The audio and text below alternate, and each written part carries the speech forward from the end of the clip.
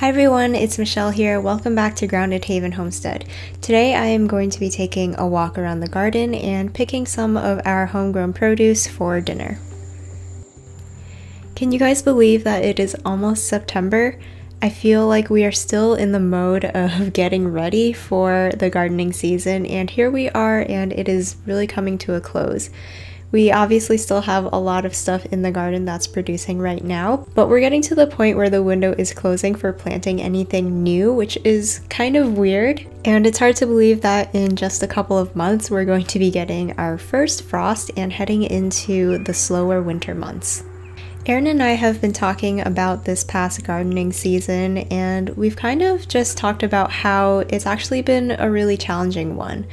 I feel like maybe we don't show this a lot on Instagram or on YouTube because really we just want to show all of the things that have done really well, and when things don't do well for us, we tend not to show that. But there really have been a lot of things this year that have been very challenging and have just outright failed. And I'm sure a lot of people can relate to this because this year was really just a crazy year in terms of weather. No matter where you were, there was drought in so many parts of this country, flooding in other parts, and also extreme heat. And we've definitely struggled with some of those things, and that has really affected some of the things in our garden. For the second year in a row, we had a late frost that killed some of the earlier vegetables that we put out. And one of the things that was most challenging for us is just the pest pressure. I feel like we have had so many issues with all kinds of things attacking our plants. In the spring, we have slugs that ate a lot of our spring vegetables. Then we had vine borers take out all of our squash plants. We even recently had some hornets make a nest in our yard, and they started eating our yard-long beans and okra, which was really weird for us. And all this is just to say that when you're gardening, there are so many things that can be out of your control that can affect your harvest, but at the end of the day, there's still so much to be thankful for and so much we were able to grow.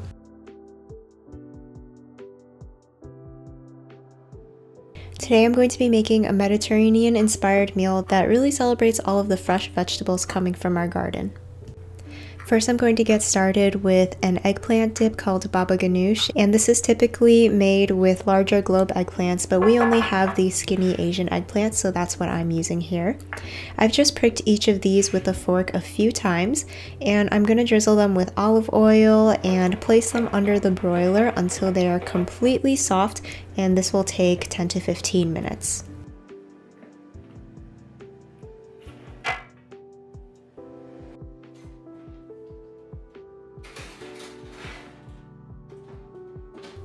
We're also going to be making a shakshuko, which is usually a breakfast dish, but we are going to be having this for dinner. And it is basically eggs that are baked or poached in a really flavorful spiced tomato sauce. One thing that I am really thankful for this year is our tomatoes. I definitely think that we have improved in growing tomatoes from last year. Last year we had a lot of tomato plants, but we actually didn't end up with very many tomatoes because we found that the varieties we grew weren't the best. Instead of just deciding that we were really bad at growing tomatoes, we completely changed up our strategy for this year and decided to grow more hybrid tomatoes and to keep some of them in our raised beds so that we could keep a closer eye on them, and that made a huge difference this year. And I was able to can a lot of diced tomatoes, some tomato sauce, and some salsa as well. So if you're a first-time gardener or trying to grow something new for the first time and it doesn't work out, don't just assume that the problem is you. Just try a different variety and see if that works better, and year to year the conditions might just be better or worse, so just try it again. Every year things are different in the garden, and what may have worked last year may not work again. Last year we had really great success with our peppers, and we were able to freeze a lot of them to use during the winter. But this year we had a lot of our peppers die in a late frost, and we lost a lot of them, and what's producing right now are just taking a little longer since we had to plant them a month later. And although in the moment it's really easy to be upset or angry that that happened, now we just know that next year we're going to plant them a little bit later, and we're going to learn from this experience. It's easy to think about all the things that have failed, but when I think about all the things that have really succeeded this year, it's really encouraging. This year we grew onions and garlic for the first time, and both of those turned out really well. We have also had just an incredible year for our green beans and have frozen so many bags of those. And even with all these successes, it's so easy to compare our garden to other people's. And I just want to remind everyone that what you see is not the whole story. There are so many things that people don't share behind the scenes, and every garden is different. The one thing that's the same for all of us, no matter what the challenges are that you're facing, is that we are always learning from the garden, and it will always teach us how to adapt.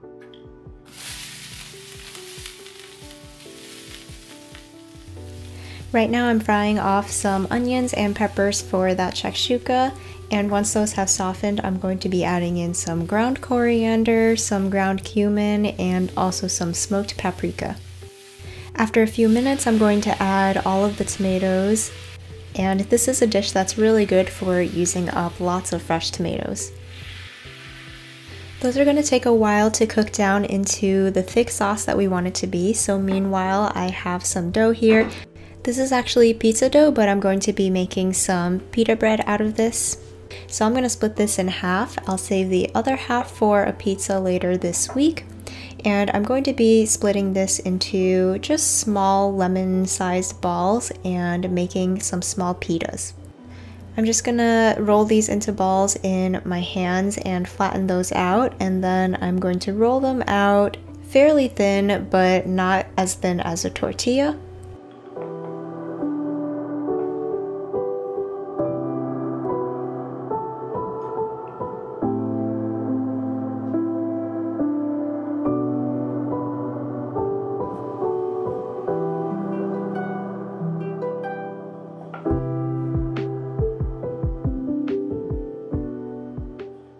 Then we're going to place these on a baking sheet, and these are going to bake in the oven at 425 degrees for 8 to 10 minutes.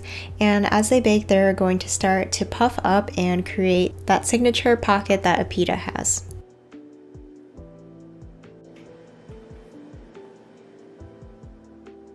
Meanwhile, we're going to finish up that baba ganoush. I have the eggplants that have come out of the broiler and I've been letting them cool. And you can see here how soft they are. They have no resistance at all when you squeeze them, and that's exactly what you want.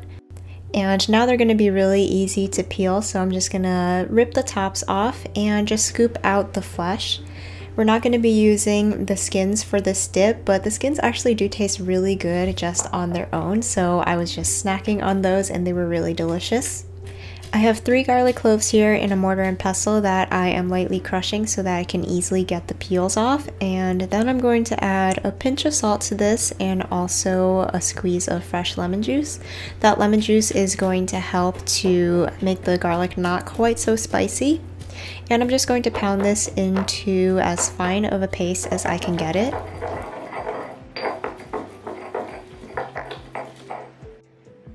Once that is smooth, I'm going to start drizzling in some olive oil, and I'm just doing a little bit at a time and then mixing that in, and then adding more a little bit at a time, and this is going to emulsify that oil so that it becomes really nice and creamy and doesn't separate.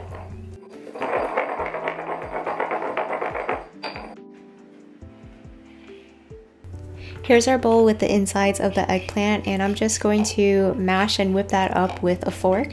You can also do this in a food processor, but I didn't want to dirty my food processor, and I am also okay if it's a little bit chunky. I'm going to add in some tahini. This is going to give it a really nice nutty flavor and also lend to that creamy texture. We're going to add in our garlic, olive oil emulsion here and start whipping that up.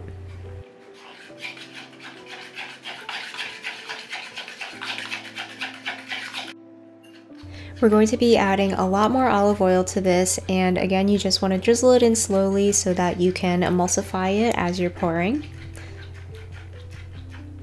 And you want almost as much olive oil here as you have eggplant, and you're going to end up with a super creamy dip.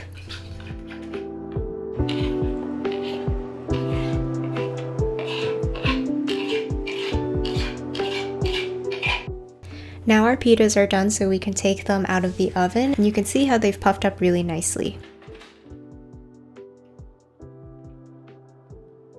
I'm going to start assembling our Mediterranean meze platter, and usually this is just a smattering of all sorts of fresh vegetables and pickles, fruit, cheese, that kind of thing. And it's really just such a great way to display all of the beautiful vegetables that we have coming out of the garden. I have that baba ganoush dip, the pita bread that we just baked. I've also blanched some green beans just because we have so many of them coming out of the garden.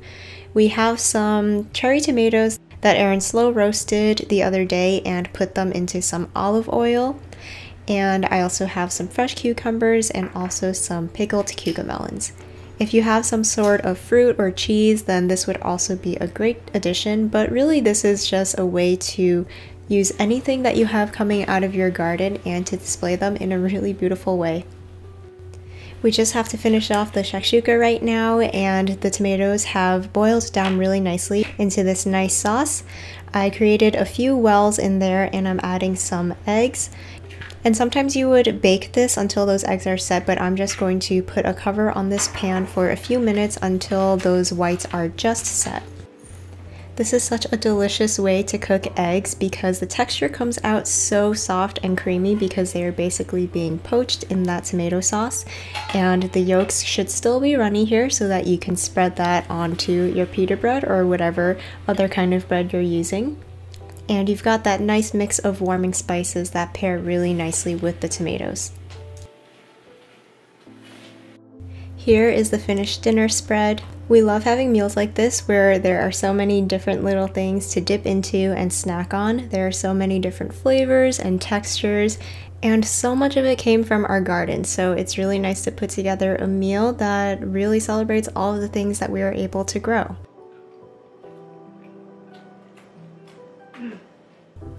The eggs in the shakshuka came out so good. Perfect texture and consistency here. And it tastes so good on top of that fresh pita. I hope you guys enjoyed this video, and we will see you again in the next one.